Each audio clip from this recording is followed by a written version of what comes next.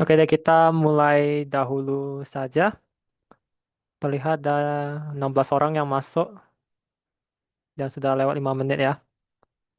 Jadi, palingan nanti aku bahas bahas kayak konsep dasarnya, baru itu bahas satu dua soal gitu yang berkaitan dengan topik UAS nanti. Semoga suara gua masuk ya. Dan juga kalau misalkan ada request soal, boleh juga dari cara bilang atau sharing dari foto juga bisa. Karena jujur soal yang ku kumpul kurang. Suara aku masuk kan? Masuk, masuk. Oke. Oke deh. Kita langsung mulai saja. Jadi kalau dalam non-inertial system atau frame, itu ada dua jenis, satunya translasi dan rotasi.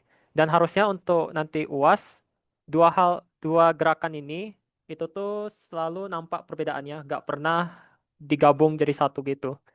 Jadi untuk translasi, misalkan ada satu koordinat, katakan S yang diam,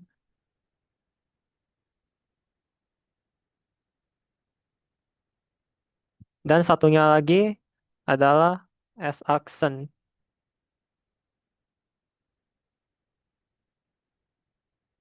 yang bergerak, yang non inersial.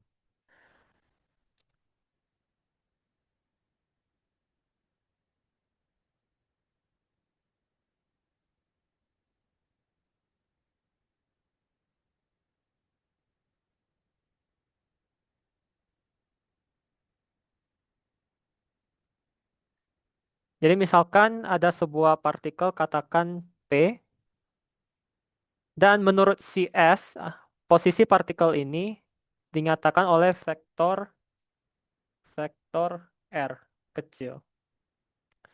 Dan menurut si S aksen, posisi dari P ini adalah R kecil aksen.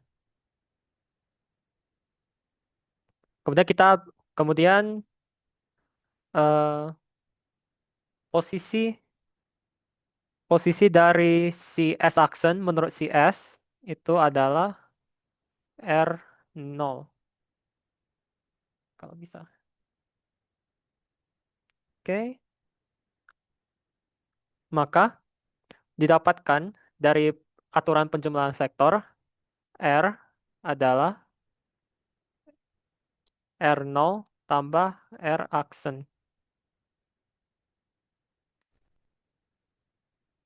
Dari persamaan ini jika diturunkan dua kali,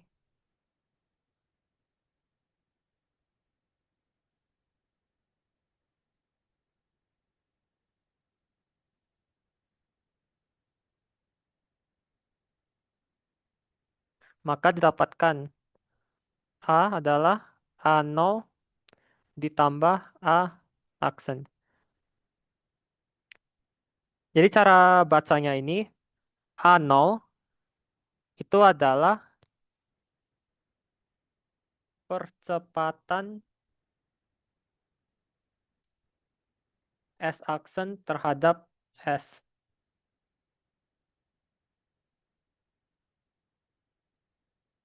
Yang ini adalah percepatan si P terhadap S aksen. Dan yang ini adalah percepatan P terhadap S. Mungkin kalau diturunkan begini mungkin agak membingungkan dikit, tapi nanti pas di contoh soal lebih jelas kok. Dan tentunya kalau udah dapat percepatan, persamaan yang ini bisa dikali yang rumus percepatan ini bisa dikali massa. Maka akan didapatkan M ma itu kita katakan adalah F, artinya gaya yang menurut si S ini yang diam. Sama dengan MA0 kita biarkan ditambah F aksen. F dengan F aksen itu adalah gaya yang menurut si S aksen ini. Atau bisa juga diubah, diubah posisinya jadi F aksen sama dengan F dikurang MA0. Oke, jadi selanjutnya untuk yang rotasi, ya sebenarnya bisa aja diturunkan rumusnya. Cuma kalau dilihat ya, dilihat dari waktu yang kita punya, lumayan mepet, jadi kayaknya untuk turunannya dibiarkan untuk eksplorasi mandiri. Jadi kalau rotasi, misalkan begini, artinya yang ini satu begini. Ups.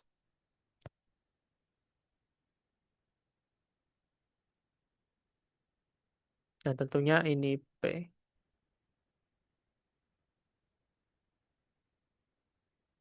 Nah, kalau untuk rotasi, posisi partikelnya mungkin tidak berubah, tetap R. Cuma saja cara cara kedua koordinat ini menjelaskan posisi partikelnya itu berbeda. Kalau yang dari biru, yang X, Y, Z, yang tidak berotasi, posisi partikelnya dijelaskan dari X, Y, Z. Yang posisi yang ini, ya, sudah. Berarti kalau yang merah, mungkin dia lebih seperti ini. Kalau bisa dapat gambarannya begini.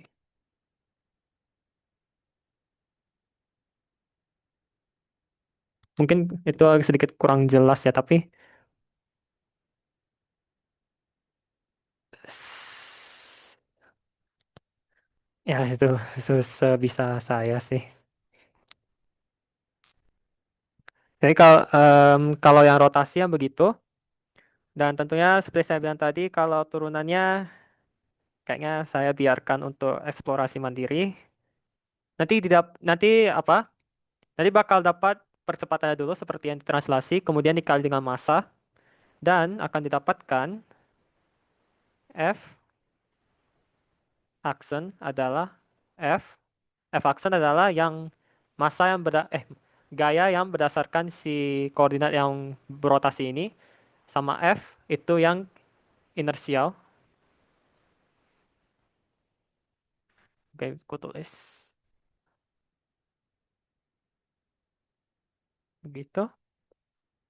Maka akan didapatkan F aksen sama dengan F dikurang 2M omega kali D aksen R per dt dikurang M D aksen omega per dt kali R dikurang M ya cross omega cross R. Oke, mungkin terlihat sangat panjang dan ya memang benar panjang banget. Dan kalau dilihat alasan panjangnya cuma karena tiga-tiganya cross, itu saja yang bikin panjang. Jadi yang pertama ini itu dinamakan gaya Coriolis. Yang kedua ini adalah gaya transverse. Yang ketiga ini yang kita kenal sejak TPB itu adalah si gaya sentrifugal. Dan juga catatan note pas lihat mungkin ada beberapa dosen yang tulis sentrifugal, gaya sentrifugal dengan rumus seperti ini. Nah, kalau ditulis seperti ini, hati-hati. Yang dimaksudnya itu adalah omega dan R-nya cross dulu, baru omeganya di-crosskan. Jadi omega cross R dulu, kemudian omega cross apa-apa nilai hasilnya itu. Nah, kenapa kenapa harus hati-hati dengan ini? Karena omega cross omega, karena mereka ada vektor yang sama, dia itu nol. Karena kan kalau besar besar dari sebuah vektor ini, dari cross vektor,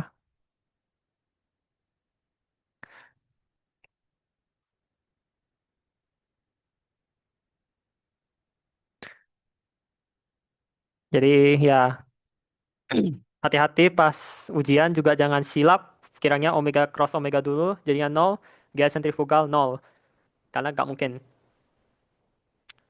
Jadi itu untuk penjelasannya, untuk yang non-inertial frame terlebih dahulu. Dan mungkin saya bisa kasih beberapa contoh soal yang simple dulu. Coba aku cari contoh soal yang simple. Mana ya? Oke, ini. Misalkan, aku tulis contoh soal translasi. Misalkan ada sebuah truk yang di jalanan dan dia bawa sebuah balok. Dan balok ini kita katakan bermasa M. Mungkin saya kasih detail dikit, biar lebih cantik. Nah, kemudian si truk ini, si truk ini bergerak dengan percepatan A, ini aku katakan A truk sama dengan 1/3G. Maka misalkan misalkan juga eh nggak ada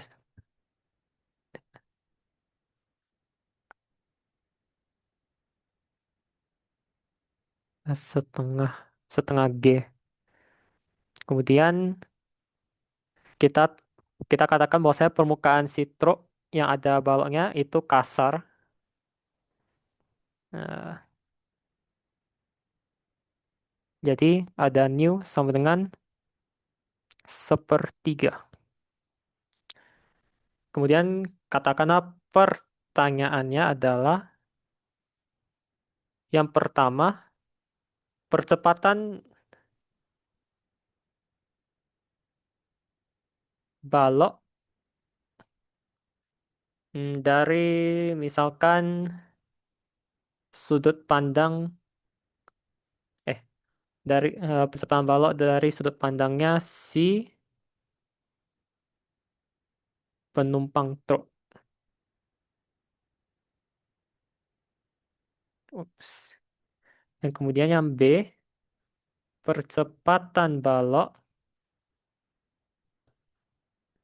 terhadap misalkan seseorang di pinggir jalan. Jadi bisa bayangkan orang ini di pinggir jalan, dia diam dan dia lihat truk ini ke kanan. Oke. Jadi kalau untuk cari persoalan gini ya, itu tuh biasanya selalu mulai dari sesuatu yang kita kenal sejak TPB, gambar, diagram gaya. Pertama ada gaya berat, MG, ada juga gaya normal dari si permukaan truknya. Nah, ini yang kita harus agak hati-hati. Misalkan kita mau jawab yang pertanyaan A terlebih dahulu, percepatan balok terhadap penumpang si truk.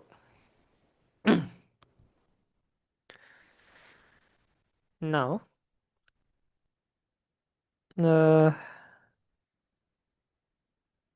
pas kalau berdasarkan si truk, kan kalau misalkan bagi si penumpang truk itu, walaupun truknya bergerak, tapi penumpangnya seolah-olah diam dan dunia luar yang ke kiri.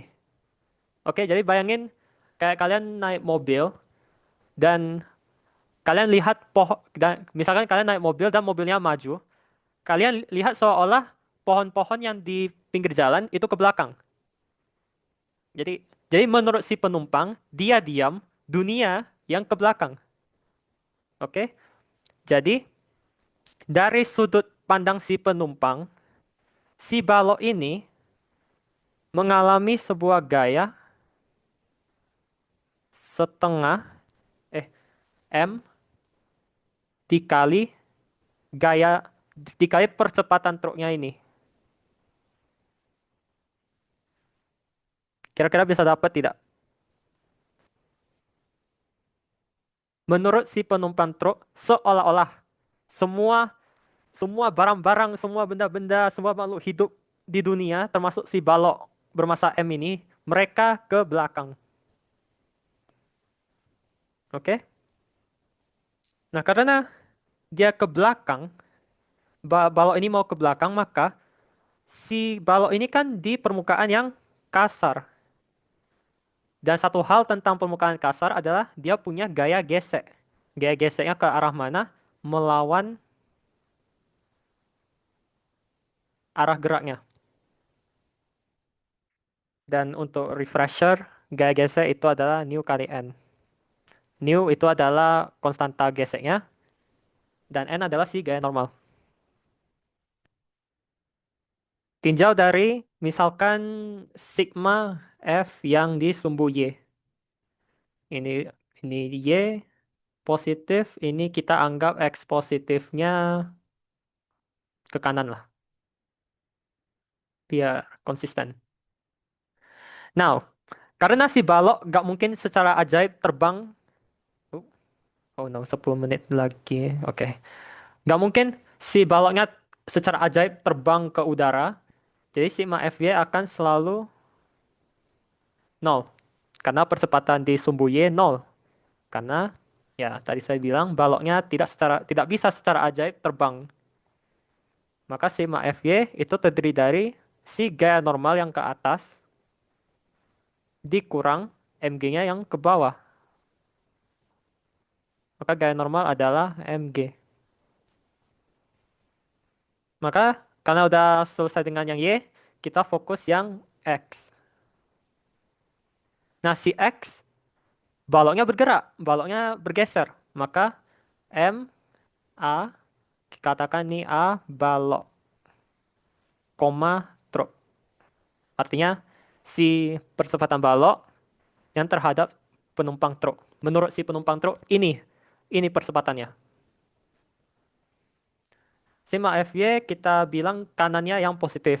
Maka lihat dari diagram gaya, yang ke kanan adalah si gaya gesek, bukan bukan yang ini satu. Jadi nu n dikurang m setengah g itu adalah setengah mg. Itu adalah ma balok terhadap truk.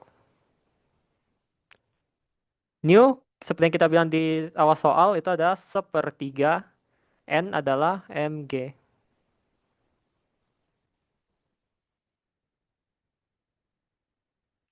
Maka kita lihat persamaannya ada m, m, m. Semua punya m, maka kita coret saja.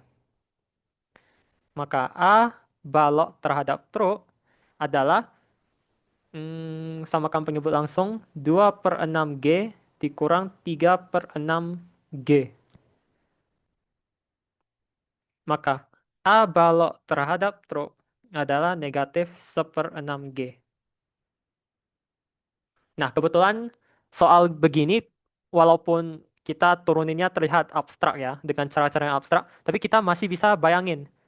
Seperti yang tadi saya bilang, misalkan misalkan truknya maju, ya pasti baloknya mundur, bukan ikut maju, right? Seperti kalau kita naik bus, busnya kalau tiba-tiba maju dari keadaan diam, maka kita merasa terdorong ke belakang. Dan sesuai dengan jawaban yang kita dapat, baloknya berkecepatan ke belakang, ke kiri. Jadi jadi secara intuisi, secara imajinasi kita, Seharusnya jawaban yang kita dapat ini sudah benar. Itu untuk yang bagian A. Nah, untuk yang bagian B itu sedikit berbeda. Kenapa? Karena kita mengubah sudut pandang. Jadi kalau untuk yang sudut pandang yang ini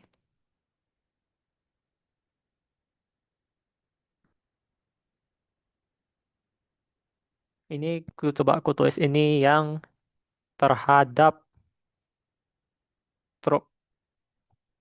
Ini yang terhadap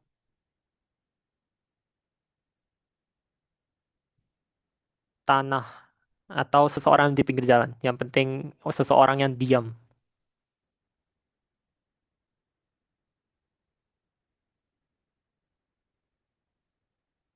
Nah, kalau yang terhadap orang yang di pinggir jalan, dia itu eh, si si balok ini dia dia seharusnya tidak mengalami gaya sama sekali, kecuali si new end di sini. Dan tentunya kalau untuk percepatan truk ya misalkan ini ya kita gambarkan A truk atau AT.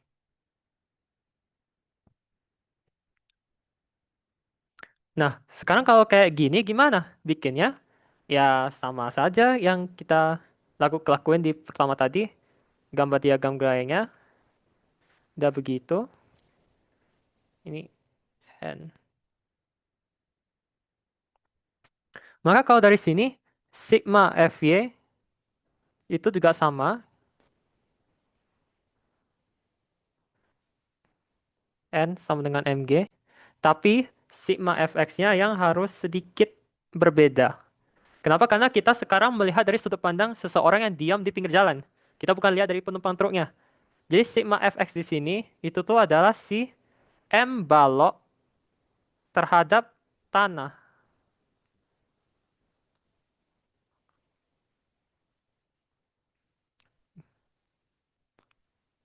Maka maka akan didapatkan bahwasanya sigma FX ini cuma si new N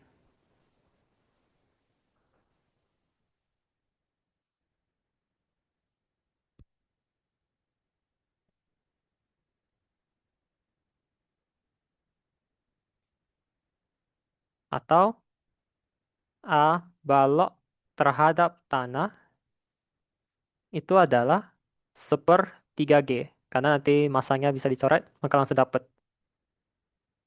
Jadi bisa dilihat dari dua sudut pandang yang berbeda, percepatan balok bisa berbeda. Menurut si truk, baloknya ke kiri. Menurut orang yang di luar truk, baloknya harus ke kanan. Ya, karena tergantung ini, percepatan truknya. Yang pertama, seperti yang saya bilang, penumpang truk melihat seolah-olah dunia yang ke belakang. Mereka yang diam. Kalau yang orang yang di pinggir jalan, truknya yang ke kanan, dunianya yang diam. Jadi bisa dilihat kayak ada perbedaan. Perbedaan antara kedua sudut pandang ini bisa juga memiliki perbedaan nilai pada percepatan.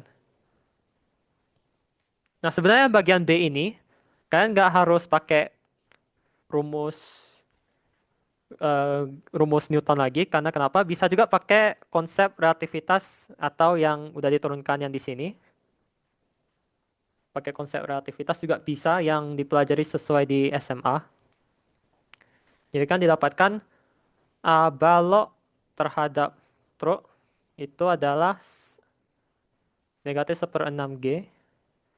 Balok terhadap tanah itu adalah 1/3G.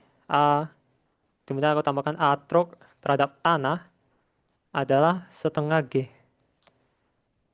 Nah, misalkan kita misalkan kita ini yang bagian B kita tidak tahu hasilnya berapa.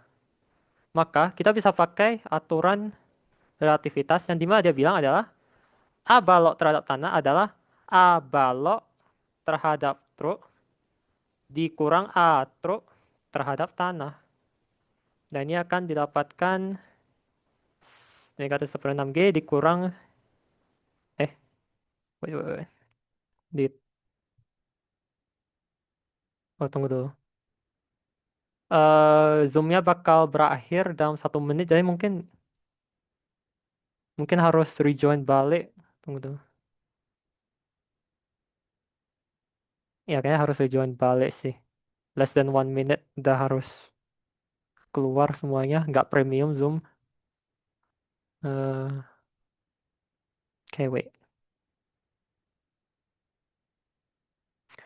Record. Jadi tadi ada yang salah sedikit ya, ada keliru. Jadi kan gini, yang tadi kita sudah turunkan. Wait, no, like that, wait. Yang tadi sudah kita turunkan di awal ini, yang ini satu. Yang pertama adalah percepatan P terhadap S. Tadi yang saya bilang P itu adalah si bendanya terhadap si S. Oke, yang diam. Maka kalau dalam konteks soal kita, itu adalah si balok, si P terhadap si S. Itu sama dengan percepatan S aksen terhadap S. S aksen itu adalah yang bergerak, yang berpindah lah, yang memiliki percepatan. Maka itu adalah si S aks, percepatan S aksen si truk terhadap si tanah S. Dan ini balok adalah percepatan si P terhadap si S aksen.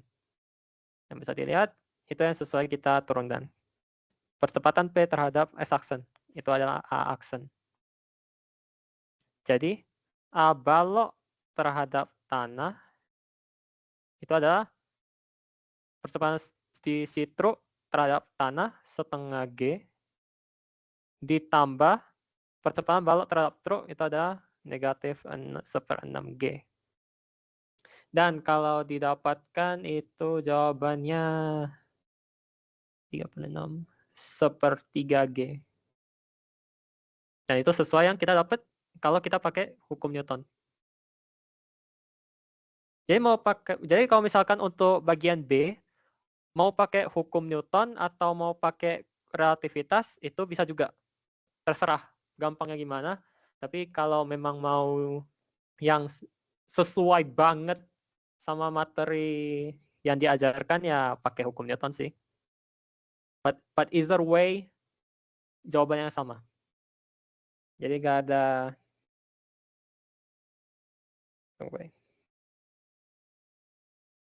jadi nggak ada kayak perbedaan, ada kayak kesalahan kalau pakai rumus yang beda. Pokoknya semua sama saja. Oke, seperti itu. Kemudian selanjutnya adalah yang rotasi. Kayaknya untuk soal yang rotasi itu lebih bagus kalau ada soal asli dari ujian. Jadi soal tahun lalu, yang tahun 2023 UTS 2 bisa dilihat dari uh, Drive Academic. Dan ya, ini salah satu soal yang ku ambil. BTW ini soal yang kereta cepat Wush, ternyata ada di 2 ujian yang berbeda, nomornya sama, topiknya sama tentang Wush, cuma ada sedikit perbedaan. Perbedaannya yang ada di sini, yang VT. Kalau yang di ujian 3 K01 itu harusnya fungsi posisi, bukan fungsi kecepatan. Jadi bisa dilihat kalau yang UTS 2 ini, wow, strukturnya sangat berbeda dari contoh soal sebelumnya. Tapi kalau ketemu soal begini, jangan panik. Satu hal yang sangat mengganggu dalam ujian kalau panik dan tidak bisa pikir cara. Jadi harus tenang dulu. Tenang, baca soal pelan-pelan. Karena nggak mungkin dosennya keluarkan soal yang sangat sangat jauh di capability kita semua. Jadi ini soalnya kereta cepat Wush dapat bergerak sampai 350 km per jam dan sangat efektif untuk menempuh perjalanan antar kota dengan cepat. Anggaplah mula-mula kereta ini dalam kondisi diam, jadi T sama dengan 0, dalam kondisi diam, dan kemudian bergerak dengan percepatan konstan.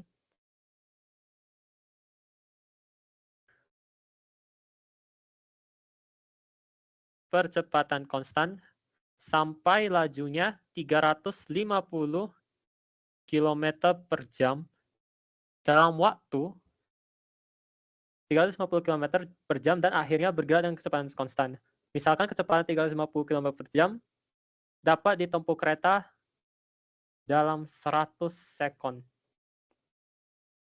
Oke, jadi pokoknya percepatan konstan sampai dia 350 km per jam dalam 100 sekon. Dan ya sebenarnya kalian bisa langsung hitung ya. Misalkan percepatan konstan, artinya percepatan si whoosh ini itu adalah yang kita pelajari di TPB, GLBB, adalah kecepatan yang mau dicapai 350 km per jam dikurang yang awal itu adalah 0 dibagi ya delta T-nya ya ini 100 sekon ini. Tentunya kalau dilihat seperti ini kayak nggak mungkin kita lanjut langsung bagi.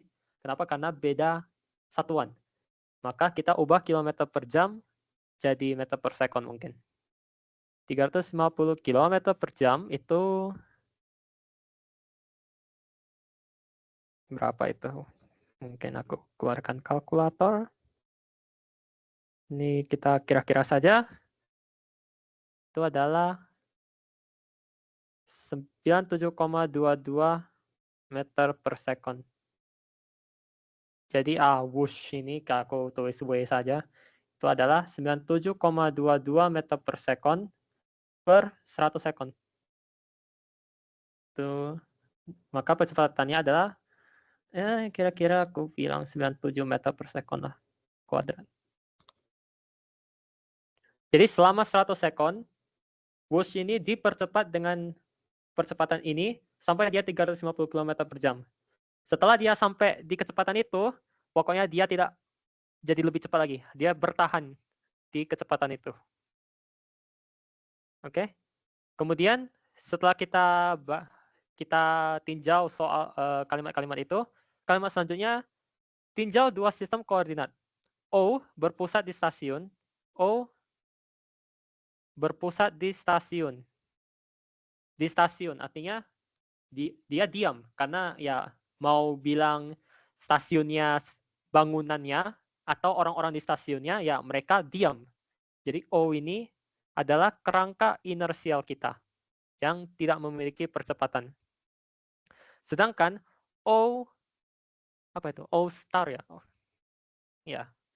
Itu berpusat di kereta. Misalkan ini kereta. Kemudian ini ada ini katakan ya. Dan dia berpusat di keretanya yang O star ini. Dia kan si O star ini kan berpusat di keretanya dan si keretanya memiliki percepatan. Jadi O star ini adalah si kerangka non inersial kita. Oke. Nah, kemudian bila penumpang di kereta melihat sebuah objek misalkan apa ya? Burung. Ya, itu kayak pesawat sih, tapi gak apa-apa lah. Burung yang bergerak dalam arah sumbu X yang searah gerak kereta. Kebetulan kita bikin juga X sama percepatan whoosh itu sama, jadi masih benar dengan soalnya. Dengan persamaan gerak, VT adalah 2 tambah 0,05 T. Dan V adalah meter per sekon, dan T adalah sekon. Maka dari sana kita bisa lihat satuannya ada aman lah. Nah, sekarang ditanya maka rumuskan persamaan gerak tersebut menurut pengamat di stasiun keberangkatan saat kereta dalam kondisi kecepatan konstan. Artinya keretanya, si kereta, ini aku pindahkan ke sini, gambaran soal ya.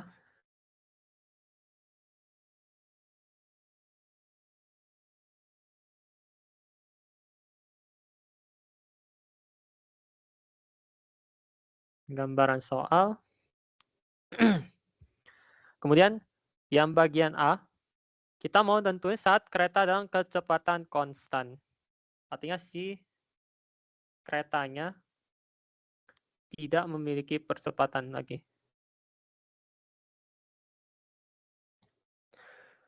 Oh my gosh. Oke. Jadi kan kalau kita lihat objek yang kita tulis ini, yang burung, dia itu memiliki kecepatan Vt sama dengan 2 tambah 0,05 T. Dan kalau dilihat, misalkan, ya kalau misalkan kalian nggak bisa bayangin, bisa aja, misalkan T-nya 0, V-nya adalah 2, T-nya 1, V-nya 2,05, 2, 2,1, 3, 2,15, dan seterusnya. Jadi bisa dilihat, seiring berjalannya waktu, si burung ini memiliki kecepatan yang berubah. Nah, cara kita, artinya kan, kalau kecepatan berubah, maka artinya burung itu memiliki percepatan. Dan cara kita dapat percepatan, turunkan terhadap T, si fungsi kecepatannya. Maka didapatkan itu adalah 0,05. Jadi A si objek itu adalah 0,05 meter per sekon kuadrat. Oke? Jadi pada saat pada saat penumpang ini duduk di keretanya, mereka lihat burung, dan burungnya punya percepatan 0,05, sedangkan yang di kereta itu adalah 0,797. Oke. Negara tersebut mengamati Asia. Oke. Nah, sekarang yang kita harus perhatikan, percepatan objek ini terhadap si siapa? Karena karena ingat, yang kita dapat percepatan rumus kecepatan ini adalah terhadap si penumpang.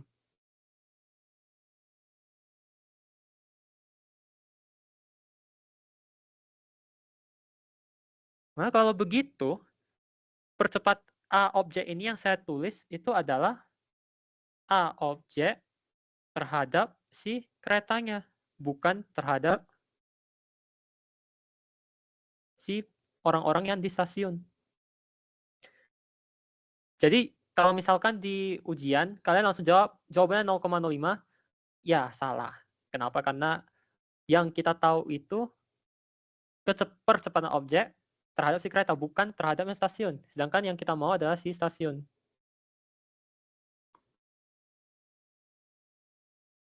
Oh my gosh, oke. Okay. Nah, jadi sesuai yang kita tahu ya, kita bayangin lagi yang sesuai kita turunin di soal sebelumnya yang ini. Dan kita bayangin pelan-pelan. Jadi si objek itu adalah si P-nya terhadap si S, terhadap si stasiun itu adalah si percepatan S aksen terhadap S, percepatan S aksen itu adalah kereta terhadap si stasiun ditambah percepatan P si objek terhadap si kereta.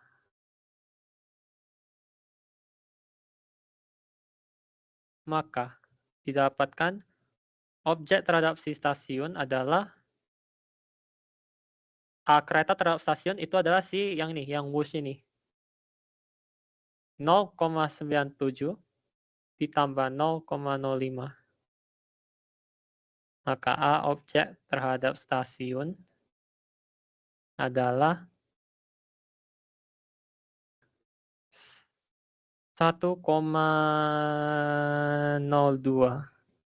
meter per sekon kuadrat.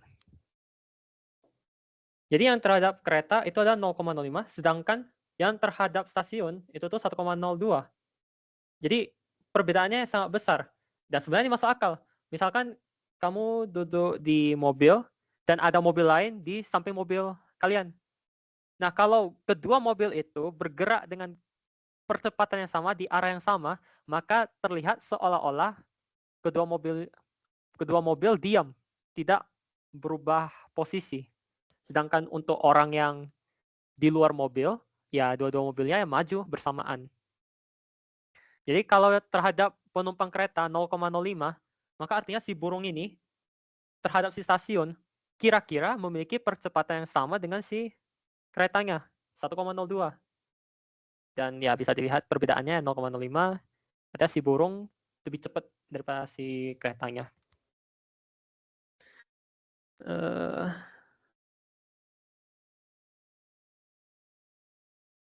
Oke, jadi itu kan ada semuanya kan. Now, ini saatnya kita lihat kira-kira soalnya minta apa, oke? Tadi yang saya bilang A adalah persamaan gerak tersebut. Persamaan gerak ya bisa apa saja sih, bisa kecepatan, bisa posisi. Tapi untuk konsisten dengan soalnya persamaan gerak ini aku anggap maksudnya itu adalah si kita ditanya V, kecepatannya. Cuma karena persamaan gerak yang kita tahu ini adalah VT yang terhadap penumpang. Artinya yang kita ditanya sekarang adalah yang terhadap si stasiun. Jadi yang A, persamaan gerak tersebut menurut pengamat di stasiun saat kereta dalam kecepatan konstan. Kecepatan konstan artinya kan untuk yang A, mungkin aku bisa pindah-pindahkan sedikit biar sedikit lebih rapi. Nah, kasihan juga yang nggak masuk, nggak join kita hari ini. Ini yang A. Yang A, keretanya kecepatan konstan, maka percepatannya 0. Karena percepatan yang mengubah nilai kecepatan. Jadi kalau kecepatannya nggak berubah, percepatannya nggak ada. Nah, kalau si keretanya sudah tidak ada percepatan, si burung gimana? Si burung kan nggak bisa ngikut keretanya memiliki percepatan 0 juga. Burungnya tidak peduli keretanya mau berapa percepatan, dia tetap terbang dengan percepatan yang sama. Jadi, maka untuk yang bagian A ini, aku anggap A objek yang ditanya. Untuk bagian A, percepatan objeknya itu ada si objek terhadap si stasiun. Loh kenapa? Ya karena ingat, percepatan kereta untuk yang bagian A itu 0. Dan kalau 0, artinya apa? Yang all star di sini jadinya inersial. Dia sudah tidak memiliki percepatan karena keretanya sudah memiliki percepatan 0 meter per sekon kuadrat. Oke, jadi kalau yang ini menurut untuk yang di stasiun ya percepatannya itu 1, bukan yang 0,05. Oke, yang 0,05 itu adalah percepatan objek si burung terhadap si penumpang ketika penumpangnya non inersial, ketika penumpangnya memiliki percepatan AW sama dengan 0,97. Nah, sesuai definisi yang aku bilang tadi, mungkin yang dimaksud dari persamaan gerak adalah ditanya kecepatannya. Jadi, cara cari kecepatan dari percepatan bagaimana? Ya, bisa dari integral atau bisa juga pakai rumus GLBB. VT adalah kecepatan awal V saat T sama dengan 0 ditambah AT-nya. VT di sini yang kita mau cari dan V0. Nah, ini yang hati-hati sedikit. Hanya karena T-nya 0 bukan berarti V-nya juga 0. Ingat, V di sini adalah kecepatan awal si objeknya, si burungnya, bukan si keretanya. Kalau kereta awal-awal diam, tapi si burungnya belum tentu. Kenapa? Karena persamaan gerak yang kita dapat, PT sama dengan 2 ditambah 0,05 T. Kalau kita masukkan T-nya 0, V0 adalah 2. Jadi kecepatan awal si burung, si objek, itu adalah 2.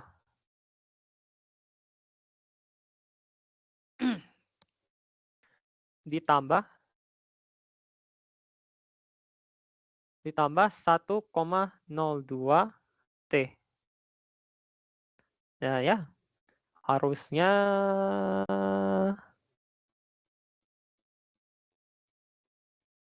udah bener sih ya.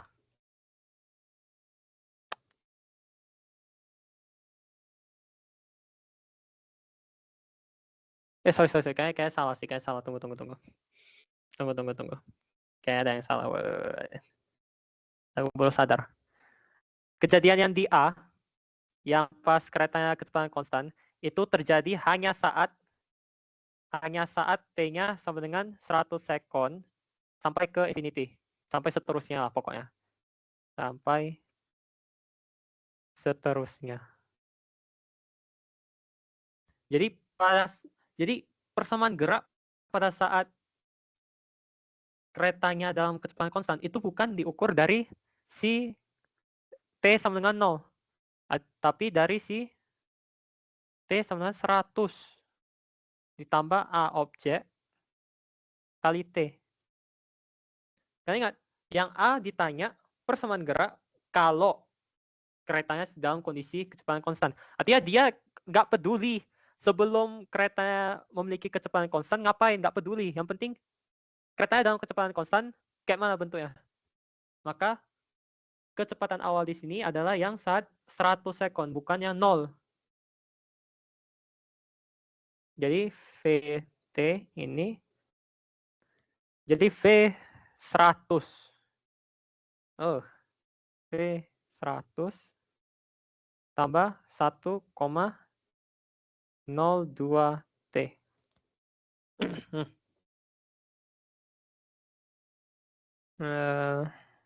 Ya, V100.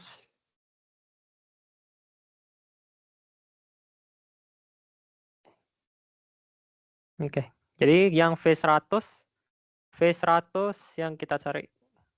Maka kita kalau masukkan rumusnya V100 ke yang terhadap si penumpang ini, itu akan didapatkan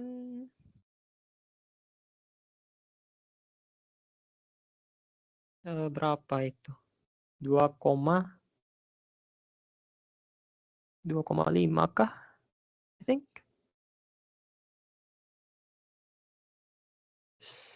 Iya, 2,5. V100 ini kan yang kita mau kan terhadap si stasiun. Ya kan ini yang terhadap penumpang.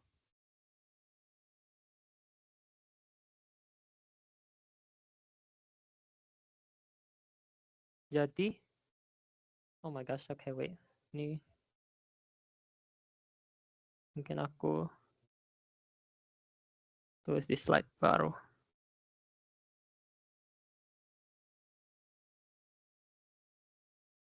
Jadi V100 itu adalah si penumpang. Sedangkan yang kita mau itu adalah si terhadap stasiun. Maka kita balik lagi ke yang kita tahu. Yang ini. Coba aja kan rumus ini kan yang A. Tapi kan kalau diintegralkan atau yang R diturunkan diturunkan satu kali kan jadi V. Jadi kita lihat percepatan P terhadap si S, percepatan si objek terhadap si S yang diam stasiun itu adalah percepatan S aksen kecepatan S aksen itu adalah yang kereta terhadap si stasiun ditambah percepatan P percepatan P objek terhadap si S-aksen kereta. Atau si penumpang lah. Terhadap kereta. Maka kecepatan kereta kecepatan kereta terhadap stasiun. Dan tentunya apa ya? Ini adalah di T sama dengan 100 sekon. Kecepatan kereta terhadap stasiun apa? Ya, tadi kan kita udah dapat bahwasannya percepatan si bus, si kereta, itu adalah 0,97 meter per sekon kuadrat. Maka V kereta terhadap stasiun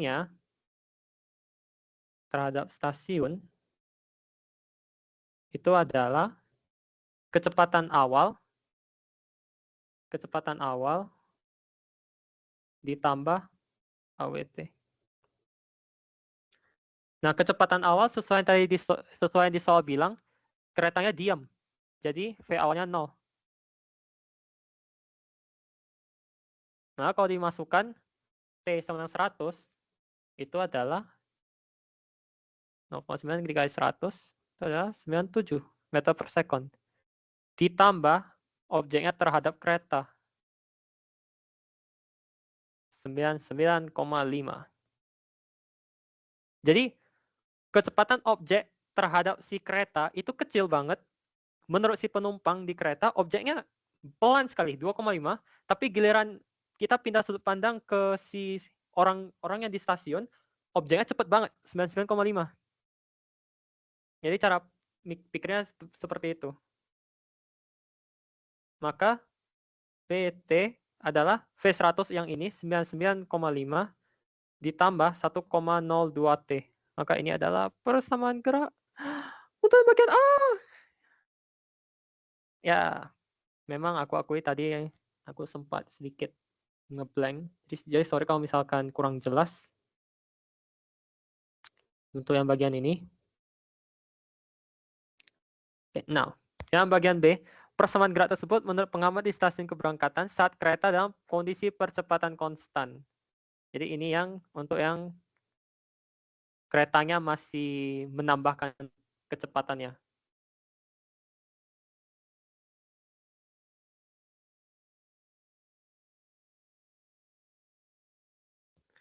Nah, ini yang mungkin menurut aku kayaknya ada yang salah atau gimana. Tapi kalau kayaknya nggak ada yang salah sih sebenarnya. Kan ditanya stasiun terhadap keberangkatan. Oke. Jadi aku tulis sini juga si objek itu udah ada ya. A objek dan 1,02. Dan ini juga ada di sini.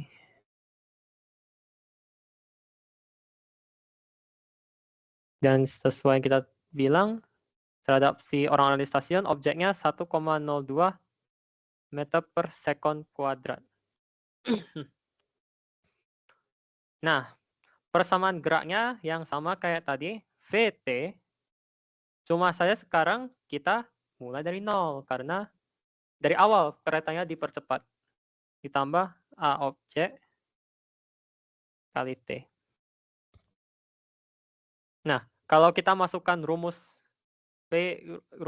persamaan gerak yang kita dapat di soal, itu akan didapatkan 2 meter per sekon. Tapi ingat, ini terhadap kereta. Kalau terhadap THDP terhadap si kereta. Kalau V0 yang terhadap THDP yang terhadap stasiun itu menggunakan yang kita tahu ini. Yang kita udah bikin ini cuma saja T-nya di 0 sekon. Nah, kecepatan objek terhadap stasiun di T sama dengan 0 adalah kecepatan kereta terhadap stasiun di T sama dengan 0.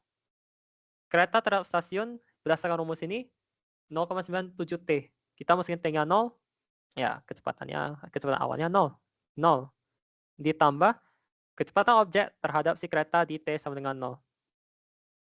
Itu 2. Jadi ya 2 meter per sekon. Ya awalnya ya begitu. maka V0 adalah 2 ditambah 1,02T. Dan itu adalah bagian B. Jadi bisa dilihat ya tergantung kondisinya, tergantung sudut pandangnya, bisa punya persamaan yang sangat sangat berbeda. Dan juga harusnya prinsip-prinsip yang di soal ini bisa juga diaplikasikan ke soal ini, yang ujian 3 ini. Mungkin ada perbedaan step sedikit, tapi harusnya kurang lebih cara berpikirnya seperti begini. Any question? Atau mungkin ada yang mau bertanya atau ada yang kurang jelas? Ya, semoga bisa mengikuti ya. Oke. Ya, setelah itu ada satu lagi yang ini. Ini yang untuk yang rotasi. Sebuah serangga bermassa M merayap dengan laju tangensial tetap V di tepi suatu cakram yang terletak di bidang datar XY. Jadi misalkan ku gambarkan begini. Ini cakramnya. Ups, terlalu jelek. Ini pusatnya. Dan ini, nah mungkin begini aja deh. Ini X, ini Y, ini aku bilang Z. Jadi sesuai soalnya, ada cakram yang di bidang datar XY, dan ada sebuah serangga, ini serangganya sini, yang merayap di cakram ini. Tapi merayapnya dengan laju tangensial. Nah, kalau tangensial, itu tuh, kalau apa ya, ini kan kalau dalam 3 dimensi. Kalau dilihat dari atas, kayak gini,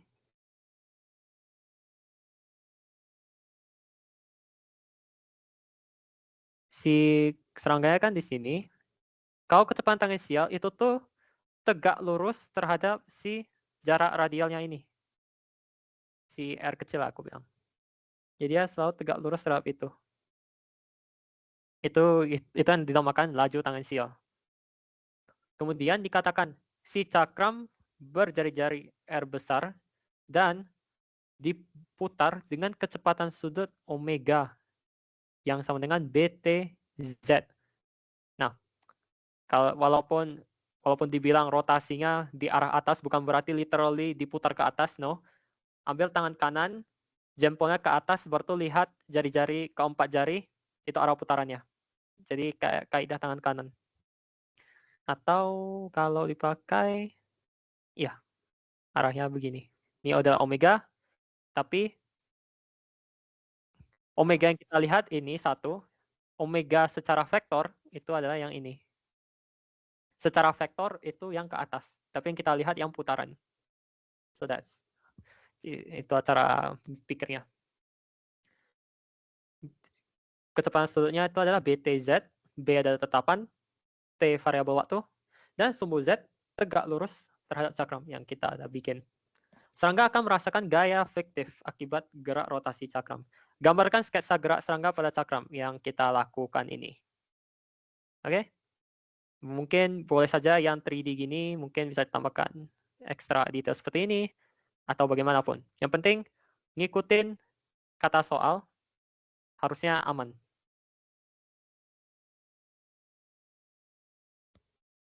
Ya kalau yang bagian A menurut aku sih selesaikannya ya begini sih. Belum perlu cari gaya fiktif. Maybe. Nah, kita kembali ke ini. Dan ini rumus-rumus yang kita perlukan untuk gaya-gaya fiktif yang untuk yang rotasi. Jadi bisa dibayangkan untuk yang translasi, sebenarnya tidak punya rumus spesifiknya, bisa dipikirkan secara logika, ya boleh juga. Tapi untuk yang rotasi, itu yang perlu sedikit hafal sih, kalau misalkan nggak turunin rumus gayanya. Ini bisa kayak bisa, please masuk. Yes, oke. Okay. Ini gayanya.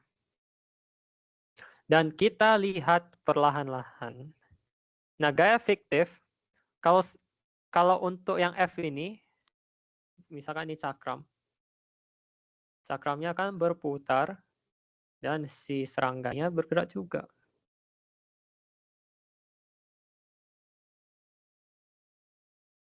Nah, kan kalau begini, yang dibilang inertial CS itu tuh yang sumbunya itu yang tetap gini X, maksudnya yang tetap tegak lurus gini lah, yang horizontal vertikal. Jadi mau posisi serangganya dimanapun, mau dia di sini atau di sini atau di sini, dia selalu mengukur posisi serangganya dari jarak horizontal dan vertikalnya. Itu adalah CS. Kalau CS aksen, dia itu mengikuti. Jadi misalkan ini pusat, ini serangga, maka ini adalah, misalkan ini adalah Y-nya, ini adalah X-nya. Atau misalkan serangganya di sini sekarang. Maka Y-nya ke sini, X-nya ke sini. Jadi ikut berputar.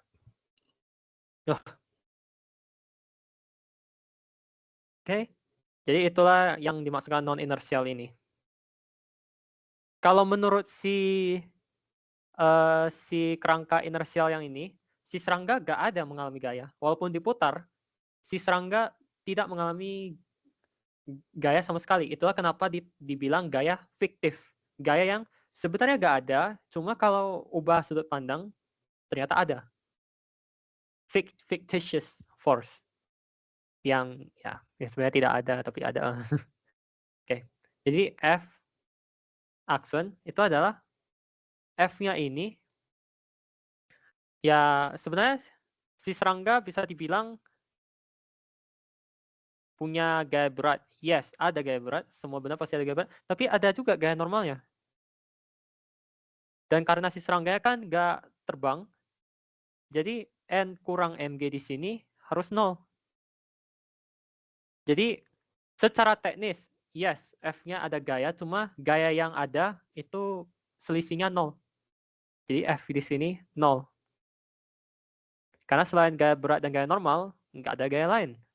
Nggak ada yang mendorong serangganya, nggak ada yang menarik serangganya, nggak ada yang ganggu serangganya. Nah, ini yang dimana kita masuk ke ya poin utama konsepnya. 0 dikurang 2M, ini harus sedikit hati-hati. Omega itu adalah si Z, ya kan? BTZ mungkin aku tulis begini. Di-crosskan dengan DR, D aksen R per DT. Nah, R aksennya yang mana? R aksennya itu yang jarak dari pusat ke serangga.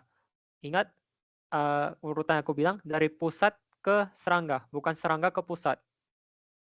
Jangan terbalik.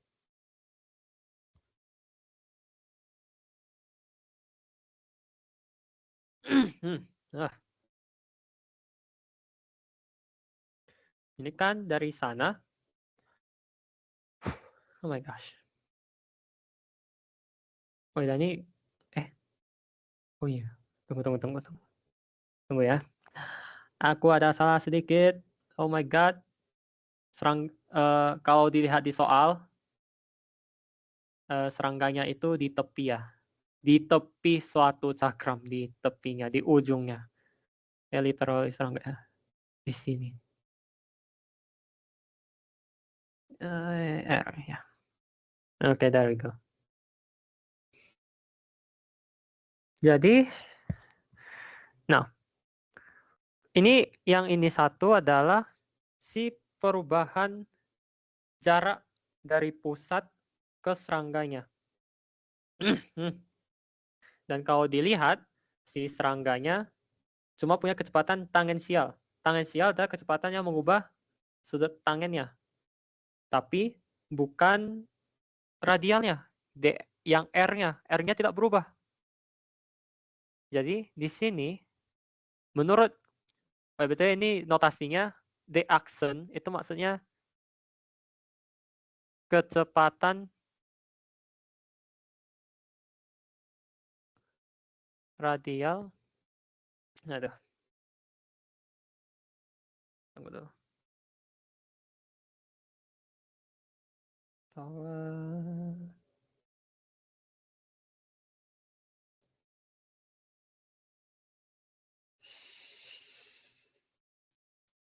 Oh wait, no. Ini adalah kecepatan dari terhadap CS aksen. Oke, yang kecepatan ini maksudnya pokoknya kecepatan di arah manapun lah.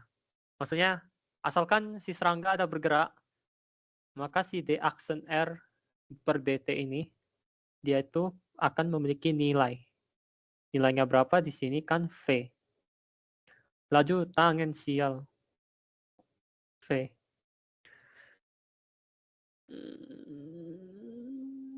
Ya, V kemudian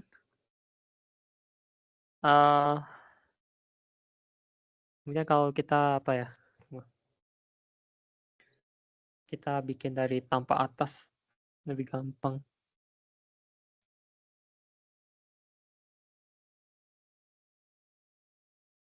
Misalkan dia ya gambar begini sama juga sih.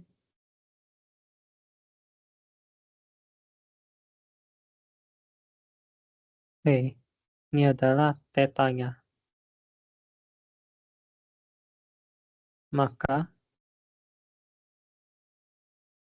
kalau kita apa ya bagikan komponen seperti biasa, ini nanti dapatnya tetanya harusnya di sini. V cos theta, V sin theta. Maka kecepatannya itu adalah ini cross, V negatif, V sin theta karena kan kalau dari kita tinjau ini, karena serangga di kuadran 1, si kecepatannya ke kiri, tapi kita bilang kanan yang positif, maka ini X negatif V sin theta X ditambah V cos theta dy dikurang M kali D omega per dt. Perubahan si omega terhadap si waktu. Ya, omega yang mana? Yang ini. Maka D omega, D aksen, omega, itu juga sama juga, maksudnya terhadap si S aksen, itu adalah B, T-nya diturunkan, Z. Makanya adalah B, Z, topi. Di-crosskan dengan R, posisi si serangga dari yang diukur dari pusatnya. Itu adalah R, mungkin aku gambarkan satu lagi yang dari atas.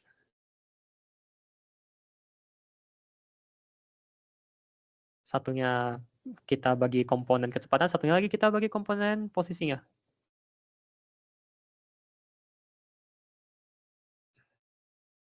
Ini adalah R, dan ini adalah theta. Maka kalau dibagikan, ada R cos, R sin. Ini apa? Ini R besar ya tentunya karena dia di pinggir. Maka BZ cross R cos theta X ditambah R sin theta Y itu akan didapatkan ya gitu begitu. Kemudian dikurangkan lagi M omega BTZ. Ini mungkin aku tulis di bawah. BTZ di-crosskan lagi dengan BTZ di-crosskan lagi dengan R cos X ditambah R sin theta Y. Wow, panjang sekali ya kan? Nah, kalau udah dapet tuh gaya fiktifnya semua ada nilai, ya bisa di Lanjutkan sesuai dengan kaidah tangan kanan. Untuk yang pertama yang gaya Coriolis, itu adalah 2M kali BTZ, Z cross negatif V sin theta. BT kali negatif itu adalah negatif BT V sin theta. Z cross X, artinya si Z diputar ke X. Maka jempolnya itu adalah hasilnya. Dan kalau dicoba itu harusnya hasilnya adalah positif Y. Ditambah BT V cos theta Z di cross ke Y. Z diputar ke Y itu hasilnya negatif X.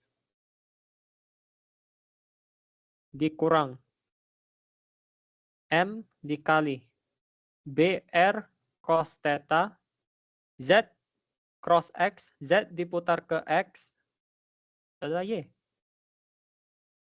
Ditambah BR sin theta Z cross Y, X, negatif X.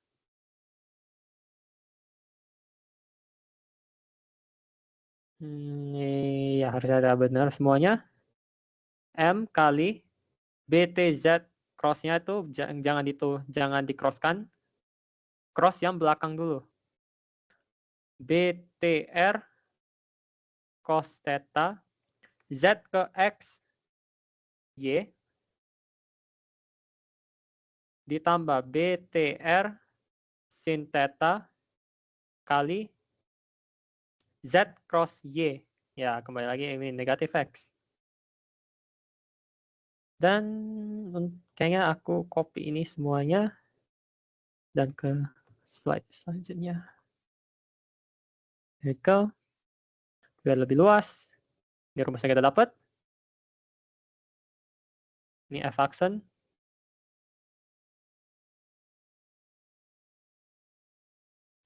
Shit, oke. Okay.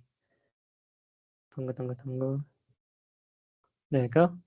Maka F aksen itu adalah 2M BTV sin theta Y dikurang, tapi ada minus lagi, jadi ditambah 2M BTV cos theta X dikurang MBR cos theta Y ditambah BR, karena kan ada negatif, jadinya kurang MBR sin theta X dikurang, ini kan belum selesai nih cross, jadi B kuadrat T kuadrat R cos theta Z ke Y. Z ke Y itu akan menghasilkan negatif X. Mungkin aku langsung tulis saja begini ya. Negatif X. Ya benar. Kemudian, ini kan nanti jadinya kurang X. Right?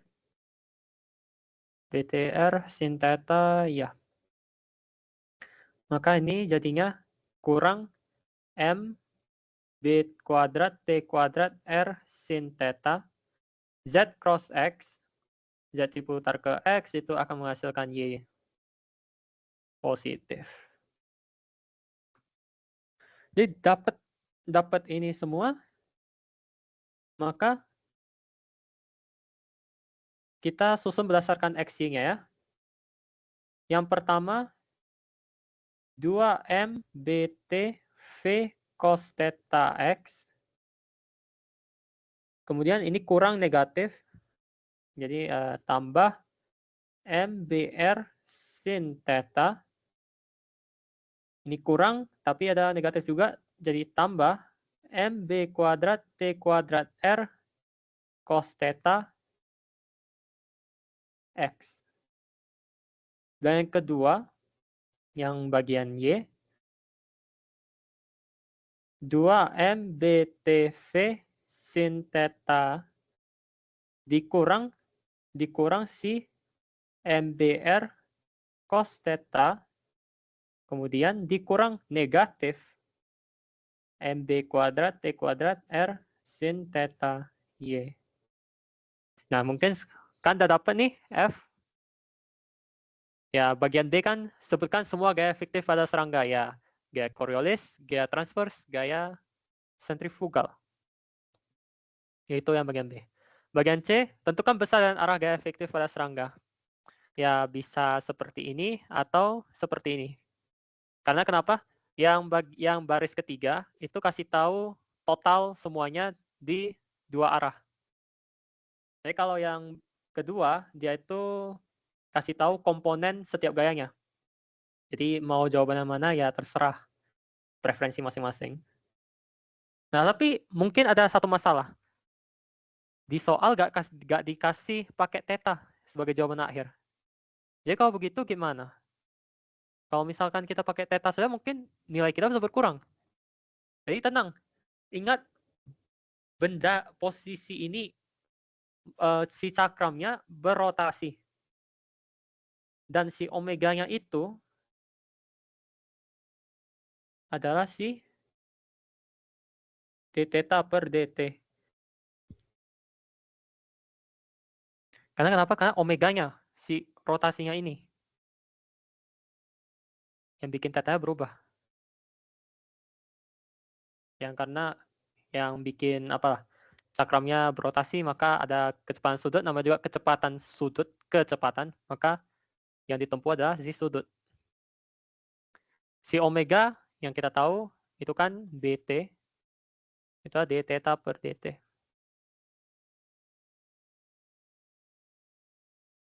Maka diintegralkan, theta adalah setengah bt kuadrat. Ya, anggap tetanya pada saat awal itu 0. Kita bisa aja. Dan ya, jawabannya ini. Si theta apa? Tetanya ini. Nah, mungkin kalian lihat, ini saya bikinnya kan di arah X dan Y. Misalkan kalian nggak mau pakai kalian nggak mau pakai sumbu kartesian. Kalian maunya pakai yang polar. Ini. Kalau begitu gimana? Ya, sebenarnya pakai cara yang sama juga. Satunya kartesian, satunya adalah polar atau silinder. Karena kan kalau si kartesian begini, si silinder itu adalah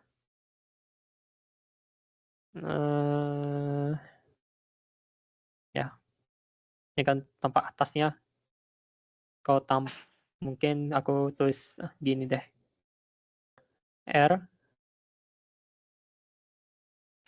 gini. Jadi kalau misalkan kalian ketemu soal yang sama, jadi kalian tulis jawabannya dalam entah apa R, mungkin ini baru itu entah apa theta. Boleh gak? Ya boleh aja sebenarnya. Mungkin bentuk jawabannya beda dan mungkin bisa jadi lebih uh, lebih simpel lagi cara kerjanya. Ya menurut gua sih dua-dua jawaban yang valid sih, tapi kalau menurut dosen bagaimana kayaknya lebih aman yang begini. Maybe. Dan ya itu untuk yang soal kedua. Kira-kira kalau dari yang aku tahu harusnya sih kerjanya begitu kayak bisa juga.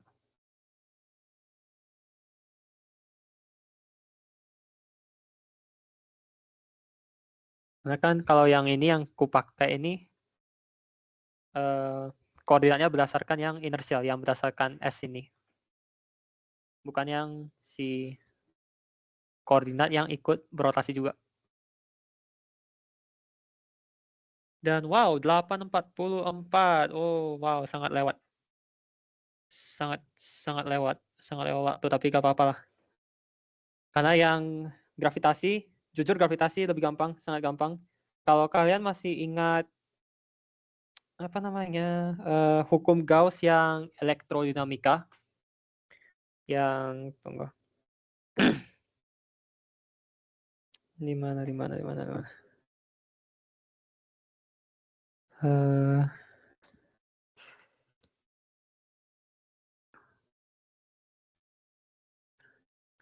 Kalau tunggu, coba. Kalau elektrodinamika kan gini, integral dari si apa ya? Aduh, lupa pula apa tuh. Gauss law. Ya, kalau tunggu, hukum Gauss yang elektrodinamika.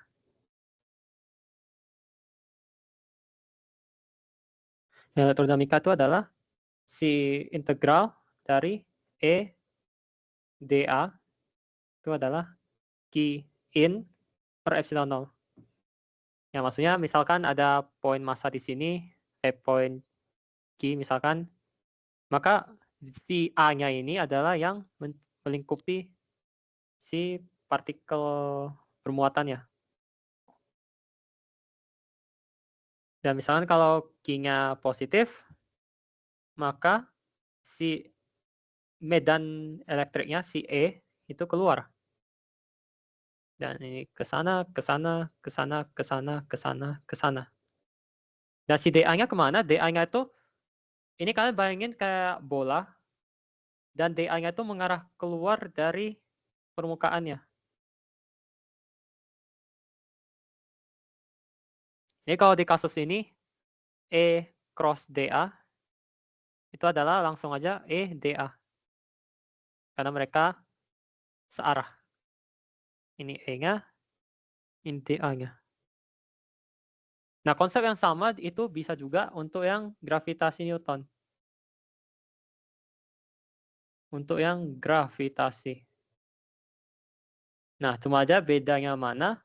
Yang untuk gravitasi itu ada integral dari si apa ya, simbolnya kayaknya seingat gua, simbolnya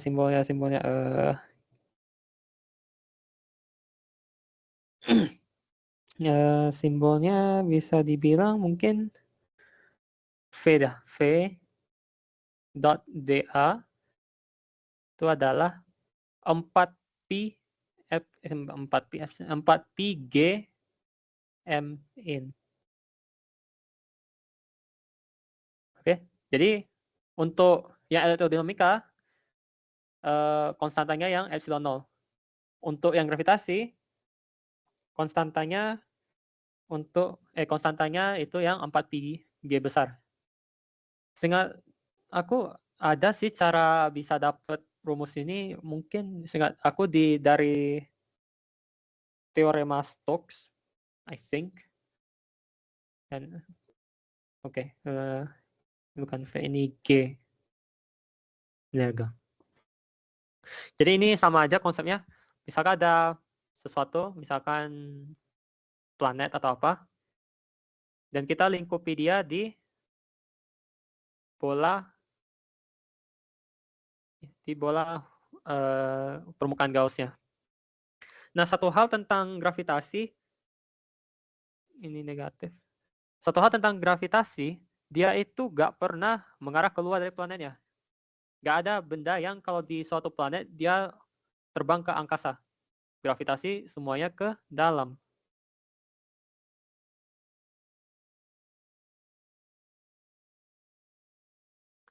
Maka G, karena dA-nya kan mengarah keluar, maka G dengan si dA itu adalah negatif G dA. Dan karena kita pilihnya bola, nilai G untuk setiap titik yang dilewati, setiap titik di permukaan bola yang dilewati si G itu konstan. Jadi ini jadinya integral dA, G-nya bisa dikeluarkan. Dan M ini adalah massa yang dilingkupi oleh permukaan Gauss-nya. Kalau di kasus ini M doang, M besar. Ya, dan kalau dibikin min G, dA misalkan permukaan Gauss-nya memiliki jari-jari R, 4pi R kuadrat, GM, maka G adalah negatif, GM per R kuadrat.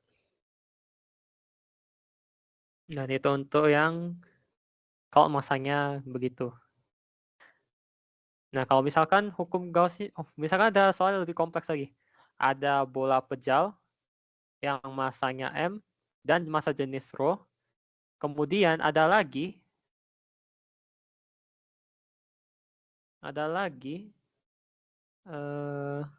sebuah bola berongga yang mengelilingi si pejalnya ini.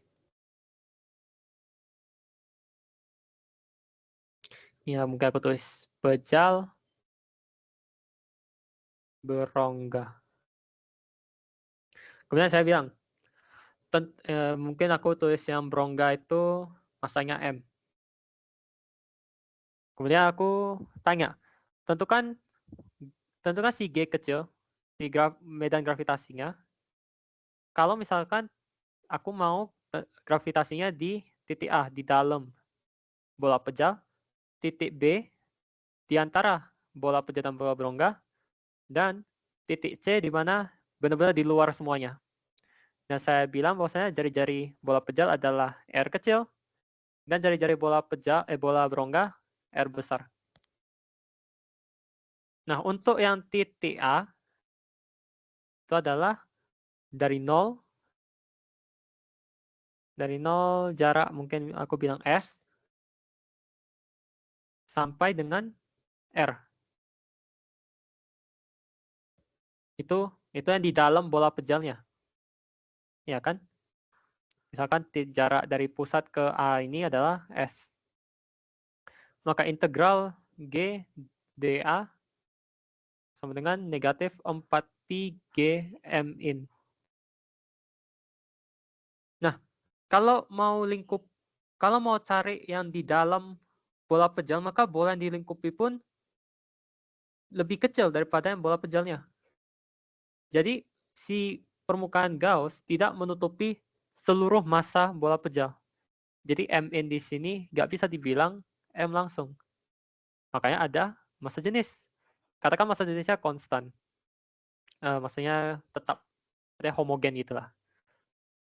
Maka rho adalah M massa seluruhnya dibagi volume seluruhnya. Dan katakan bahwasanya pada saat kita lingkupi sebagian saja, perbandingan massa dengan volumenya juga sama. Jadi katakan M in per massa yang dilingkupi per volume yang dilingkupi itu sama dengan perbandingan yang ini. Maka didapatkan M in adalah S per R pangkat 3M. Maka kita bisa selesaikan persamaan ini. G dengan dA kan tadi aku bilang G-nya ke dalam, A-nya keluar. Maka negatif G, dA-nya nanti diintegralkan, dapat 4pi S kuadrat. Ingat, dA-nya ini adalah luas permukaan Gauss. Karena kita pilih yang bola, maka luas permukaan bola, 4pi S kuadrat. Sama dengan negatif 4pi G S pangkat 3 R pangkat 3M. Maka ini 4pi coret, S kuadrat S. Maka G adalah GM S per R pangkat 3. Tentunya S-nya memiliki aturan yang ini. Untuk yang titik B di antara bola pejal dengan si bola berongga, konsepnya sama juga. Cuma kalau misalkan kita tinjau titik B, kita sudah melingkupi seluruh massa yang bola pejal. Jadi dengan rumus yang sama, ruas kiri dapatnya min G 4pi S kuadrat sama dengan negatif 4pi G M in kita lingkupi seluruh massa pejal tapi tidak ada massa berongga yang dilingkupi. Mungkin aku tulis begini deh.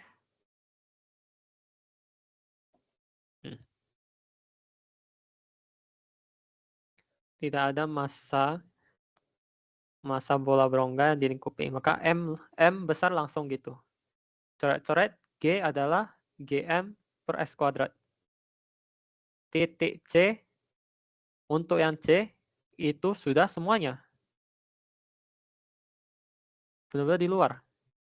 Jadi dari S-nya R sampai R besar sampai yang mendekati infinity. Itu adalah min G 4pi S kuadrat yang ruas kiri. Untuk ruas kanan, negatif 4pi G M besar ditambah lagi massa yang berongga, M kecil. Maka didapatkan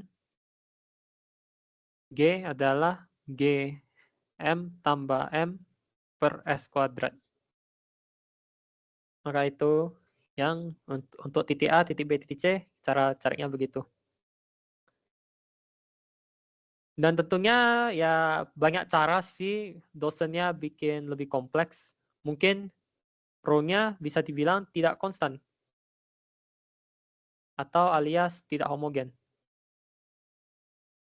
Jadi misalkan bisa bikin juga rho sebagai fungsi jarak terhadap pusat itu adalah KS kuadrat misalkan. Artinya makin jauh dari pusat bola pejal, maka bolanya makin padat bisa jadi.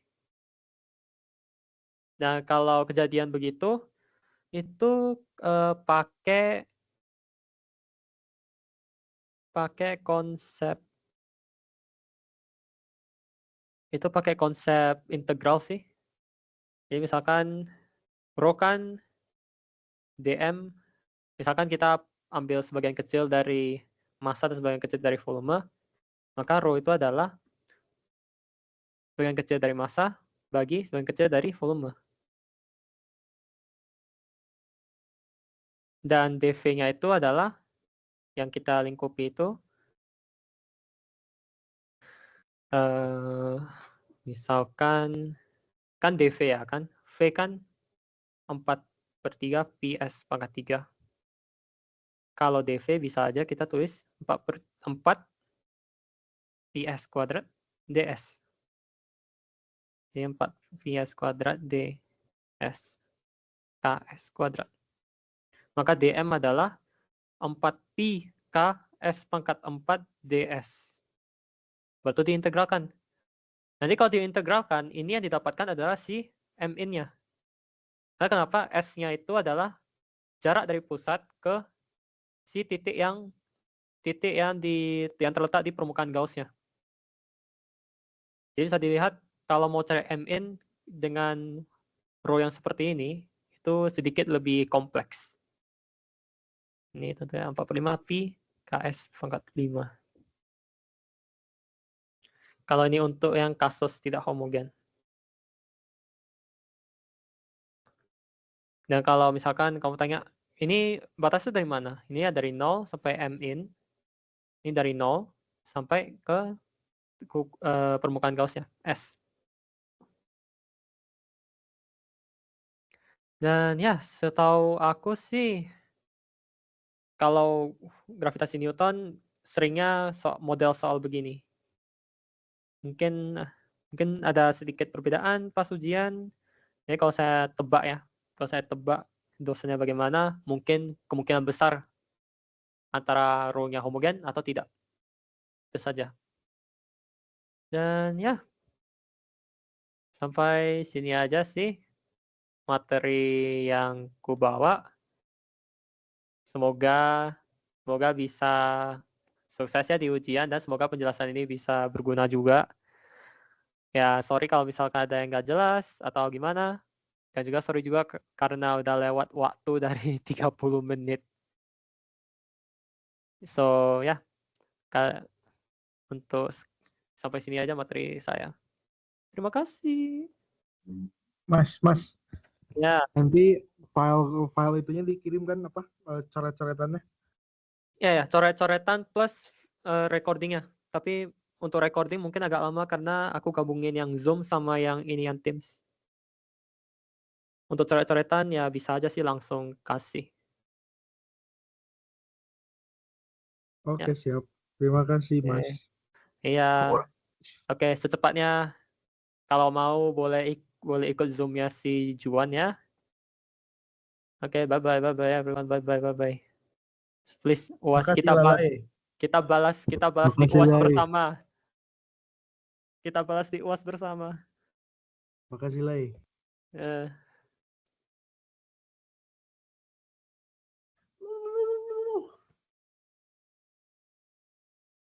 Arah. Ah. Recordingnya. Stop.